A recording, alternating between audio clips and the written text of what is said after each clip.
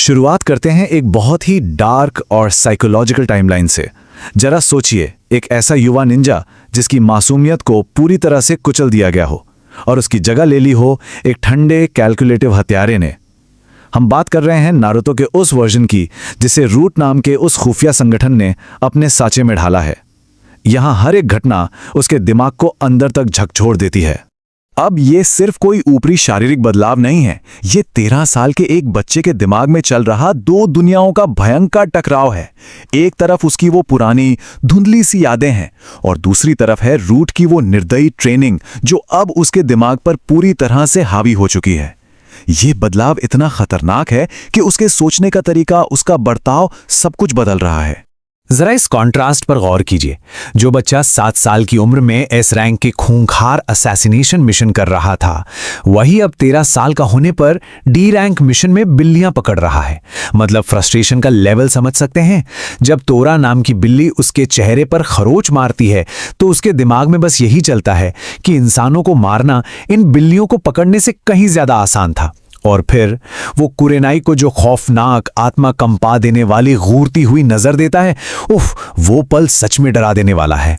असली डरावनी सच्चाई तो तब सामने आती है जब मेडिकल निंजा उसके शरीर से गेंजुत्सु सील्स हटाते हैं। उसका पूरा शरीर भयानक बैटल स्कार्स से भरा हुआ है। ये निशान उसकी रूट ट्रेनिंग का जीता जागता सबूत है। इमेजिन कीजिए, वो पूरी रात आईने के सामने बस बैठा रहता है, अपने उन खौफनाक निशानों को घूरता रहता है और याद करता है कि उसे हर एक घाव कैसे मिला था। बहुत ही हैवी पल है ये, और इसका सीधा असर पड़ता है उसके रिश्तों पर। ये प्यार बनाम उदासीनता का एकदम परफेक्ट उदाहरण है। इस ट्रेनिंग ने सिर्फ नारुतो को ही नहीं बदला, बल्कि टीम 7 के डायनामिक्स को पूरी तरह से चकनाचूर कर दिया है। पुराना नारुतो जहां इमोशन से भरा रहता था, वहीं ये रूट नारुतो एकदम सुन्न हो चुका है। और इस पूरे बदलाव का सबसे पहला शिकार बनता है साकुरा के साथ उसका रिश्ता। हुआ ये कि जब नारुतो के क्लोन ने साकुरा की जान बचाई, तब भी साकुरा ने उसे थैंक्स बोलने के बजाय सास्के को थैंक्स बोला। बस रूट माइंडसेट वाले नारुतो के लिए यही वो टर्निंग पॉइंट था। उसने सिचुएशन को कैलकुलेट किया और साकुरा के लिए बची खुची सारी फीलिंग्स को वहीं कुचल दिया। अब उसके लिए साकुरा क्या है? सिर्फ एक टीममेट, एक ऐसा इंसान जिसे मिशन पर बस झेलना पड़ता है और जो असल में एक लायबिलिटी है। बात खत्म। दूसरी तरफ सास्के का हाल भी कुछ अजीब ही है। वो नारुतो की इस अचानक बढ़ी हुई ताकत को देखकर मानो पागल सा हो गया है।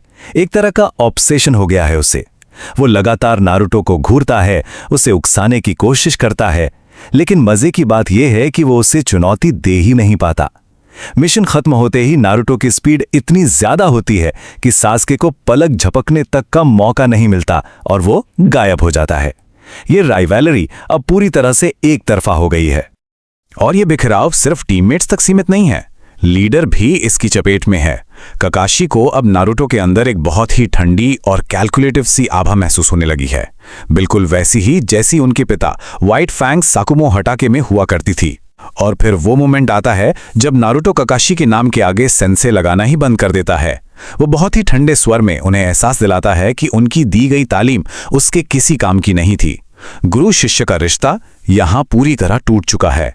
अब जरा सोचिए, उस 13 साल के बच्चे के दिमाग में क्या चल रहा होगा। वो अकेले कितने भयानक रहस्यों का बोझ उठा रहा है। अपनी एस रैंक इन्फिल्ट्रेशन की वजह से उसे पता है कि ओरोचिमारू हमला करने वाला है। उसे मालूम है कि काबुतो गद्दार है। वो कर्स मार्क का खतरा भी जानता है। सब कुछ पता होने के बावजूद वो चुपचाप थर्ड होकागे हिरुजेन के अंतिम संस्कार में खड़ा रहता है। इतनी सारी इंफॉर्मेशन को दबाकर रखना मेंटली कितना थका देने वाला होगा। और यही अंदरूनी घुटन अब एक बाहरी बगावत बन जाती है। जब महान सानिन जिरेया उसे अपने साथ चलने को कहते हैं तो नारुतो उनकी अथॉरिटी को सीधा इग्नोर कर देता है। उसे किसी नए जुत्सु की कोई जरूरत नहीं है। उसे बस अपने पुराने स्किल्स वापस चाहिए। वो सीधे टेंटेन की दुकान पर जाता है, एक कटाना खरीदता है और जब 4 साल बाद वो उस तलवार को मुट्ठी में पकड़ता है ना, उसके चेहरे पर जो सुकून दिखता है, ऐसा लगता है जैसे वो फाइनली खुद को फिर से पूरा महसूस कर रहा है। ये बगावत जल्द ही एक बहुत ही एक्सप्लोसिव टकराव में बदल जाती है। गांव से बाहर निकलते ही अपनी तलवार पर हाथ रखे नारुतो सीधा जिराया से भिड़ जाता है। उसे पता चल चुका है कि जिराया और हिरुजेन ने बिना किसी सबूत के सिर्फ इस शक पर कि वो रूट का हिस्सा है, उसकी यादों पर सील लगा दी थी। उसका गुस्सा भड़क उठता है और वो मांग करता है कि उसकी सारी सील्स अभी के अभी हटाई जाएं। और सच कहें तो उसका गुस्सा बिल्कुल जायज था। पता है उन सील्स की वजह से क्या हुआ था? 8 साल की उम्र में उसका आईक्यू गिरकर एक 4 साल के बच्चे जितना रह गया था। उसका चक्रा कंट्रोल पूरी तरह से बर्बाद हो गया था। वो अपनी असली स्पीड और ताकत का सिर्फ 20% ही इस्तेमाल कर पा रहा था। एक निंजा के लिए जो अपनी स्किल्स पर इतना गर्व करता हो, ये किसी बुरे सपने से कम तो नहीं है ना? सील्स हटने के बाद चीजें और भी ज्यादा डार्क हो जाती हैं। होता यह है कि जिरैया अपनी पुरानी आदतों के चलते लड़कियों के पीछे निकल जाते हैं और नारुतो होटल में अकेला है। तभी बूम, एक बहुत ही इंटेंस मोमेंट आता है। होटल का दरवाजा लात मारकर तोड़ दिया जाता है और सामने खड़े हैं अकात्सुकी के 2 सबसे खूंखार मॉन्स्टर्स, किसामा और इताची उचिहा। ये एक परफेक्ट एम्बुश था। ये फाइट बहुत ब्रूटल है। नारुतो एक झटके में इटाची के गेंजुत्सु को तो तोड़ देता है, लेकिन तभी किसामा की एक जोरदार लात उसे उड़ते हुए दूर जा गिराती है। उस एक पल में नारुतो को यह कड़वी सच्चाई समझ आ जाती है कि एक सीधे सीधे फिजिकल मुकाबले में वो इन दोनों के सामने कहीं नहीं टिकता। उसे कुछ आउट ऑफ द बॉक्स सोचना ही पड़ेगा। तो अब सवाल यह है, शेरिंगन जो आपका हर मूव पहले से भांप लेता है, उसे हराया कैसे जाए? यहां एक बहुत ही तगड़ा सस्पेंस बनता है। नारुतो का दिमाग एकदम क्रेजी पागलपन से भरे आइडिया की तरफ जाता है। शेरिंगन के प्रिकॉग्निशन को चकमा देने का बस एक ही तरीका है, इतना अनप्रेडिक्टेबल हो जाना कि खुद आपको भी ना पता हो कि आपका अगला कदम क्या होगा। और नारुतो तुरंत इस थ्योरी को एक्शन में लाता है। वो एकदम पागलों की तरह डक करता है, रोल करता है, हवा में ऐसे अजीब मूव्स करता है कि इटाची जैसा जीनियस भी कंफ्यूज हो जाता है। और फिर आता है इस पूरे पागलपन का पीक मोमेंट। नारुतो हवा में उछलता है और सीधे इटाची उचिहा के मुंह पर थूक देता है। उस पल मान लीजिए पूरे कमरे में मौत का सा सन्नाटा छा गया। अकात्सुकी के वो दोनों खूंखार मेंबर्स पूरी तरह से शॉक में थे और इसी शॉक का फायदा उठाकर नारुतो इटाची के सिर पर एक जोरदार किक जड़ देता है। लेकिन बॉस, इसके बाद जो होता है ना, इटाची का चेहरा एकदम खौफनाक गुस्से से भर जाता है। उसकी मांगेक्यो शरिंगान एक्टिवेट हो जाती है। ऐसा लगता है जैसे नारुतो ने शेर के मुंह में हाथ डाल दिया हो।